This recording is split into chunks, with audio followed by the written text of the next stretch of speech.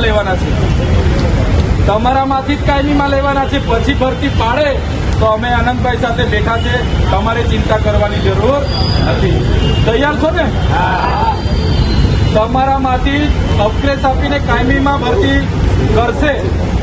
આ વર્ષે થાય, 6 મહિના પછી થાય, વર્ષ પછી થાય, તમારામાંથી જ ઉપર જશે. ખ્યાલ આવ્યો ને તમને? પાછી પરીક્ષા આવે તમે બેઠા છે ને ભાઈ, તમે અમને કહેજો તો ખરા.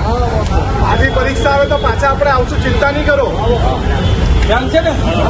પાછા આપણે આવીશું એમને કીધું છે કે આ લોકોને જ પ્રાયોરિટી આપી તમારે લેવાનું. એટલે આ વાત અમારે અહીંયા થઈ છે તે તમારા સમક્ષ અમે ખુલાસો કરીએ છીએ.